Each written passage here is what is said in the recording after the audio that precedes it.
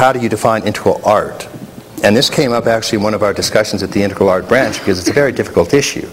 And part of it is because, in this case, we're talking about an artifact, right? It's something that, an artifact is something that a sentient holon produces. So a bird produces a bird nest.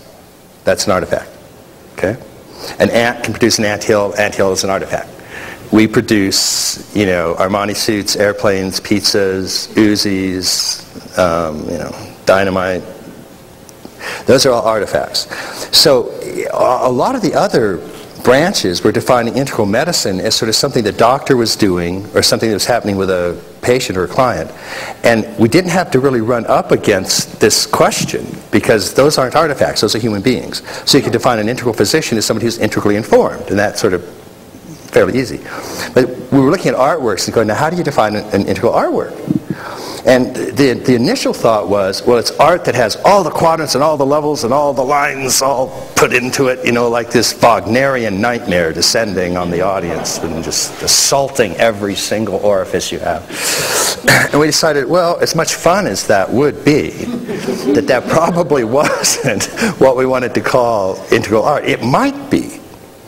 But I give an example just sort of as a thought experiment. Let's say that we had a Zen master, and just for the sake of argument, let's say that this person's consciousness was integral. And suppose that Zen master draws, as often happens, a single bamboo shoot. Now, is that integral art?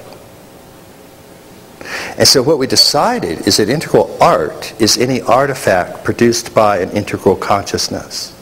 Now, that you have to have integral consciousness at the moment.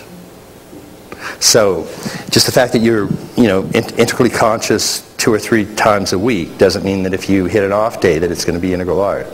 You actually have to be integral in doing that. And then it also can be judged on its own other characteristics. In other words, it might be a good execution, the tone might be well, the color might be done well, the texture might be done well. But the whole point is that it's coming from an integrally informed consciousness that's taking these perspectives into account. Then whether it draws a rock, a bug, or a Wagnerian opera, that's integral art, or integrally informed artifact. And that gets to a very interesting question then about how do you interpret art. And that gets off in this whole thing. And I've written a lot on how to interpret art, because what you're doing is you're looking at an artifact. And this happens whether you're looking at archaeology, looking at buildings that were built centuries ago.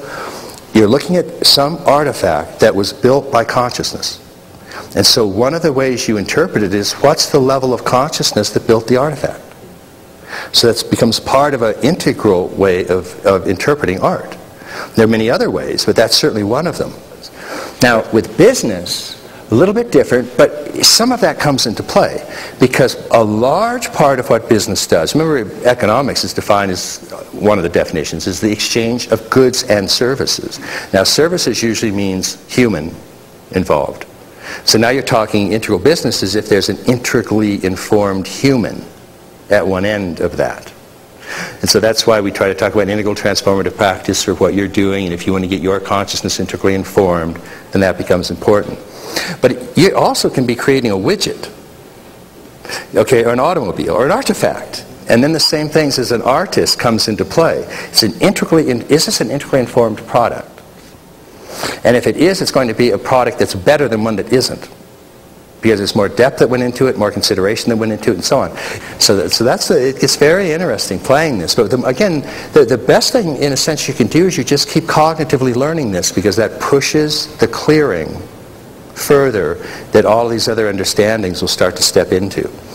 And much like a word processor at the beginning, it's a little bit complex. There's a lot of stuff going on here.